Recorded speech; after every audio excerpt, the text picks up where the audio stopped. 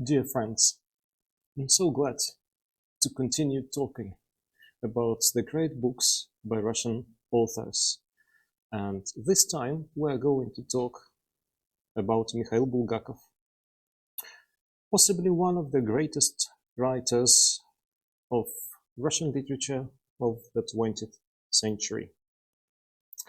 Mikhail Bulgakov was born in 1891, raised in the city of Kiev, Ukraine, son to a professor of a religious academy in the city of Kiev. So obviously he had a religious background, but unlike his father, he decided to go in for medicine. And he worked as a professional doctor in Russian countryside. That's why he has a very profound insight into the nature of a typical Russian peasant. He used to be a countryside doctor. And by the way, he's got a very interesting book of sketches about his medical practice in Russian countryside called Country Doctor's Notebook, translated into English by Michael Glenny. But this time we're going to talk about another book, a short story that is called The Heart of a Hound. But for better understanding of this book, let me tell you about a letter that Bulgakov wrote to Stalin. In 1920s, Bulgakov's prose, which was partly phantasmagorical, was criticized by Soviet government. He was not given work, and he asked in the letter written to Stalin permission to either have work or to leave Soviet Union for other country.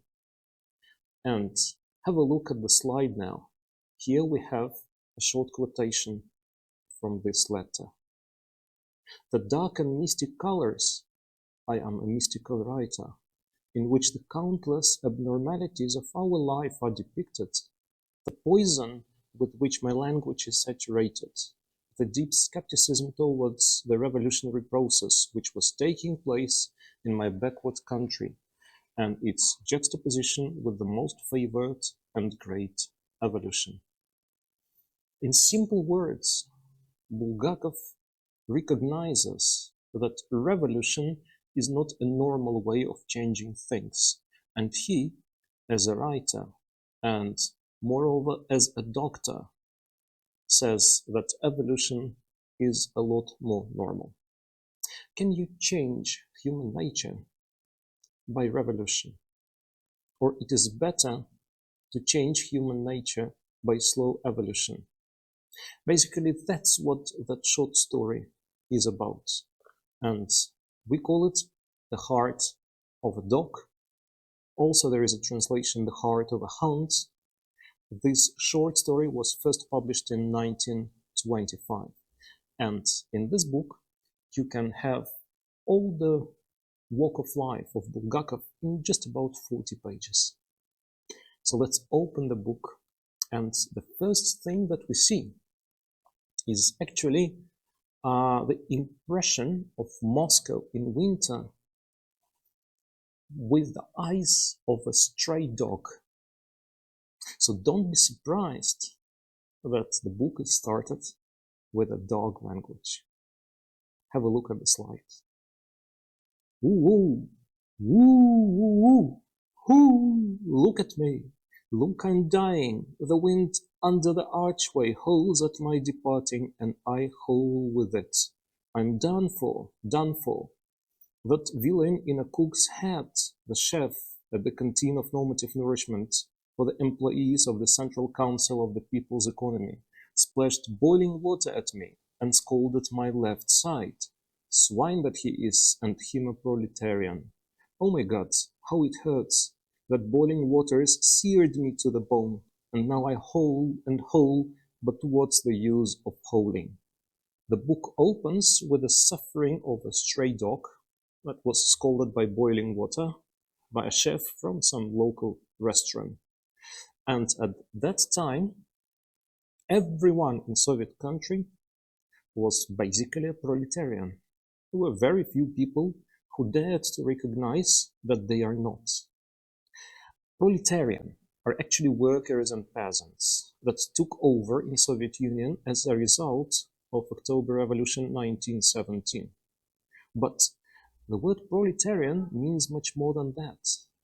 It is a brave, a daring dream to make new aristocracy from workers and peasants. That's basically what the book is about. It's the revolution that happens not only in the society, but also in the inner world of a man. It is a dream to transform him into a better being that is able to give without asking for something in return. But did this dream come true? Can we recognize that a cook that is putting boiling water on a stray dog is a true proletarian, that he is ready to give, that he is already a better man? I dare say not. He is very far from this ideal of a proletarian. Okay, so the idea is that the true image of proletarian that Bulgakov saw in 1920s is very far away from what communists expected to make in their dreams. But let's see what happens next. A stray dog meets on a street a real gentleman that looks very unusual, and by his looks we can truly say he is not a proletarian. May he be a good man. Let's have a look at the next slide. The gentleman walked confidently straight through the pillar of snow, whipped up by the blizzard, and advanced upon the archway. There he came, nearer and nearer.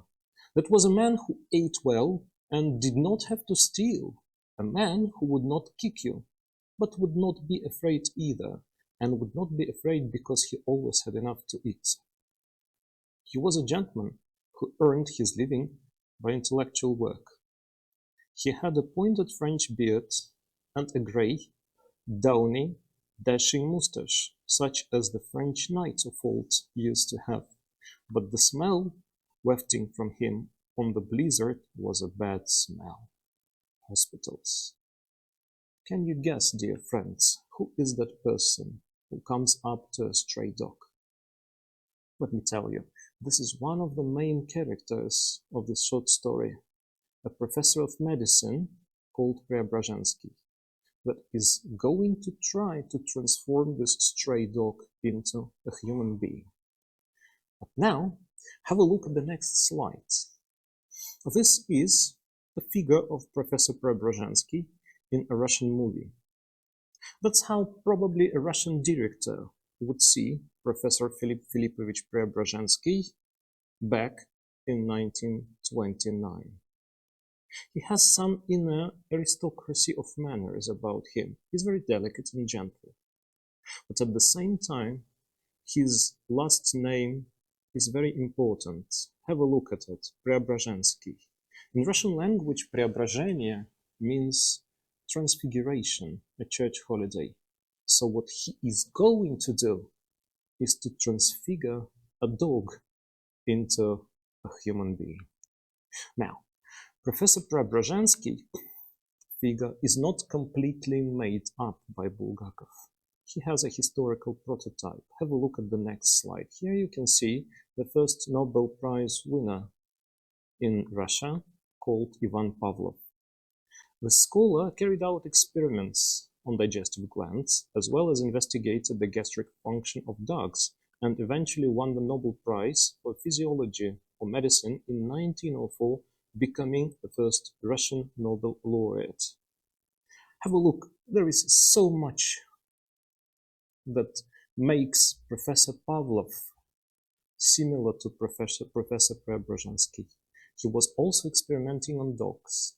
He is also a person who was born and raised before the revolution and didn't accept it completely. And still, he is a very important person for Soviet government because of his experiments in the field, which was completely new by that time. It was conditional reflex. So obviously, the figure of Ivan Pavlov influenced the image of Professor Preobrazhensky in this short story. Now, we can see that Professor Preobrazhensky doesn't like communism, and he doesn't like Bolsheviks, and he hates proletarian people. Not because they're poor, for God's sake, but because they don't want to become better. The dream of Bolsheviks was too good to be true, and the workers and peasants under new government didn't expect to try to become better. They didn't even think of doing so. They enjoyed the way being the master of the country without having to change themselves from within. But nobody dares to touch Professor Preobrazhensky because, as we find out, he makes very important experiments, and at the same time he treats the leaders of Communist Party. That makes him a kind of an untouchable figure, despite of his political views. So have a look at the slide. Here we can see that the dog already feels at home, and an important party leader is coming to Professor Preobrazhensky. Professor Preobrazhensky is making also experiments on making a person young again. And for a party leader, this may be an important quality. Have a look at the slide. The dog was so interested, he no longer felt sick. Woof, woof, he barked softly. Quiet. How do you sleep, my dear fellow? Are we alone, Professor? It is beyond words. The visitor launched out bashfully. Parole d'honneur, it's 25 years since anything of the sort. The type began undoing his trouser buttons. Would you believe it, Professor? Every night, naked girls, swarms of them. I'm quite enchanted.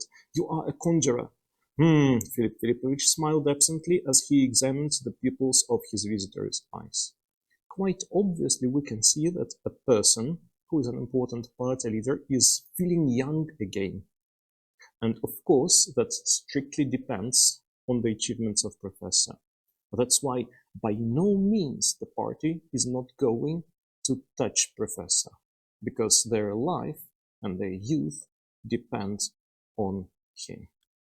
But next experiment that Professor is going to undertake is connected with the dog.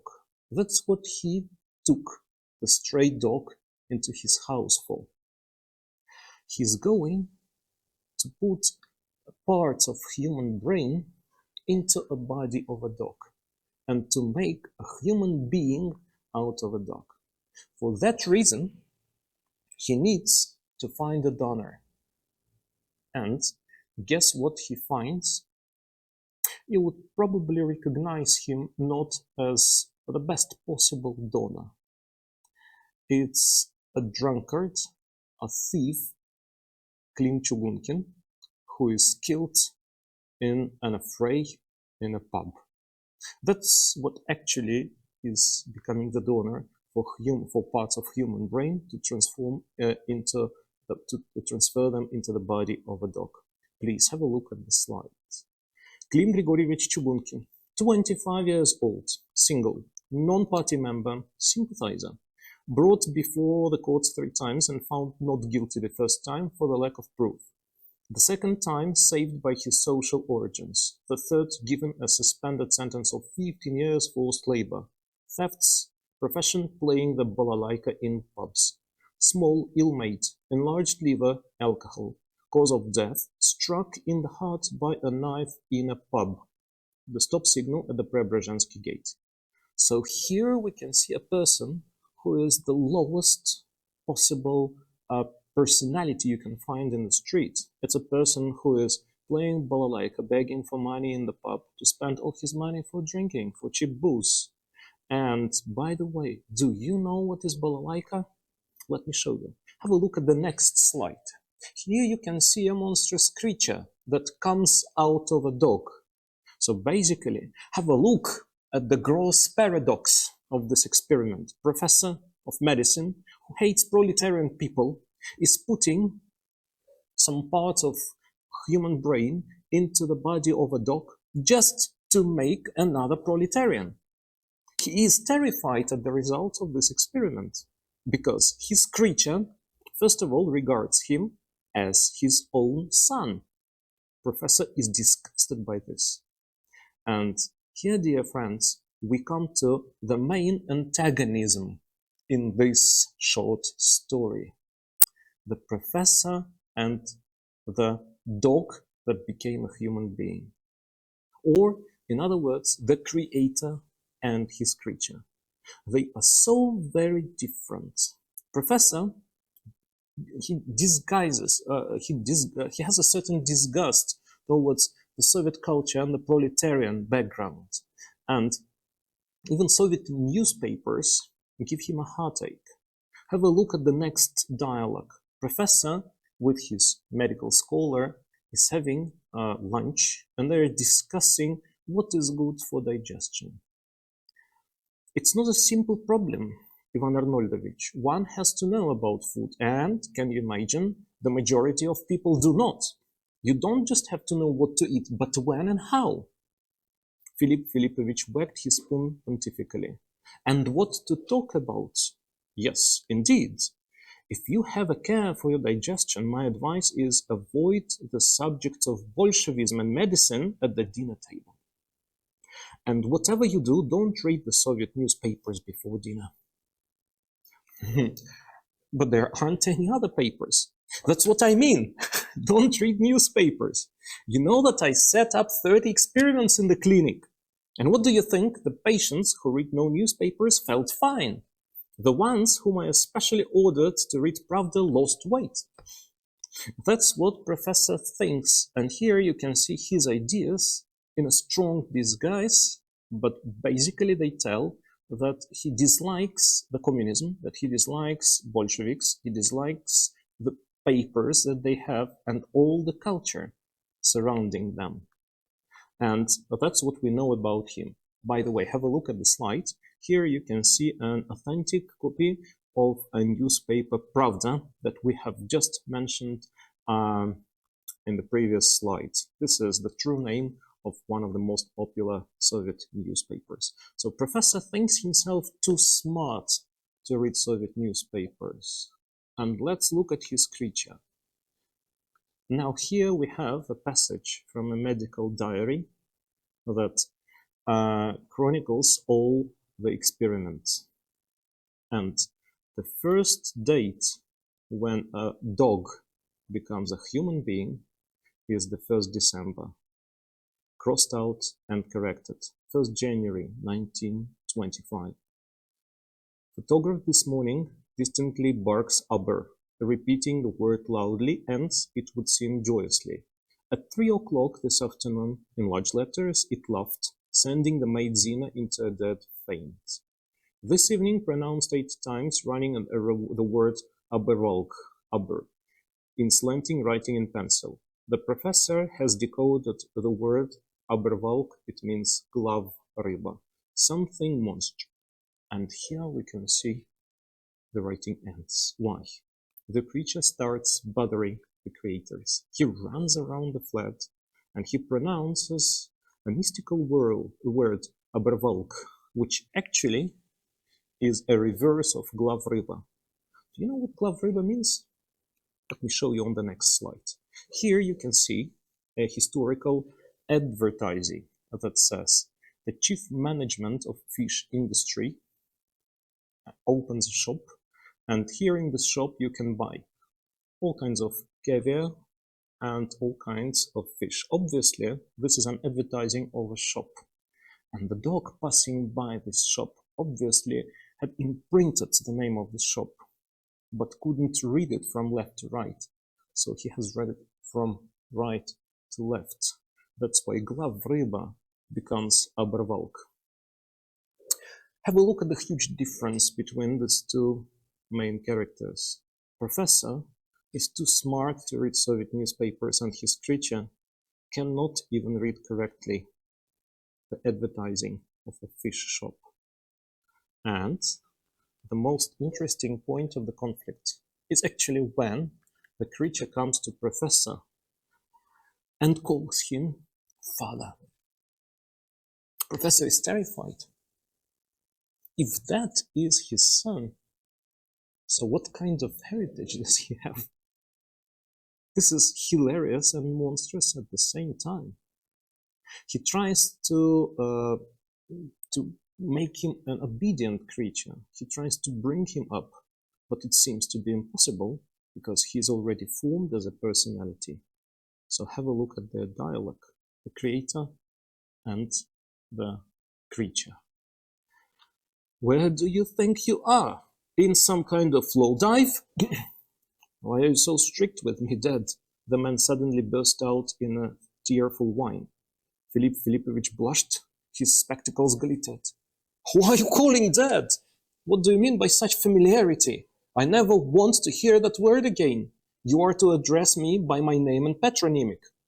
A cheeky expression flared up in the man's face. Why? Are you like that all the time? Don't spit, don't smoke, don't go there. What is all this, I'd like to know? There is as many rules as for passengers on the tram. Why do you make me, my life, a misery? And as for my calling you Dad, you've no call to object to that. Did I ask to have that operation? Dear friends, here we can see something more than just an attitude of a father and a son, a creator and a creature. You can see here an attitude of a man, unthankful man to God who created him in a way. And that's what Bulgakov tries to point. Do you remember I told you that he was the son of a professor of religious academy, and he lives in the epoch of atheism? And the question of a human being to God, did I ask you to create me, seems to him funny and hilarious.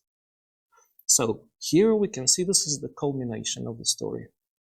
And the conflict here is coming up to the top.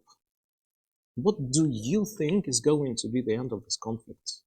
The creature, if that was Frankenstein by Mary Shelley, the creature must kill the creator and die itself. So they must die both. But don't forget that this short story is ironical. Bulgakov is not going to make it a tragedy.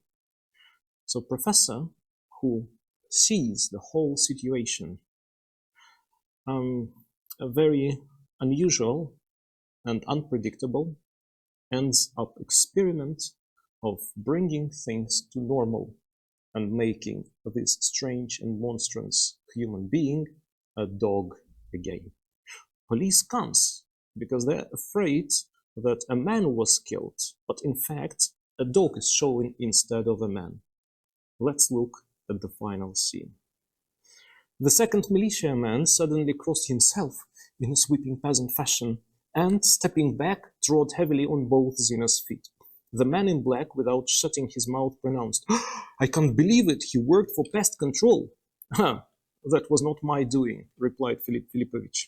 It's beyond me, said the man in black at a loss, and turned to the first militiaman. Is this he? He it is, the first militiaman mouthed the words soundlessly. He as ever was. That's him all right. Fyodor's voice made itself heard. Only the villain's gone all hairy again.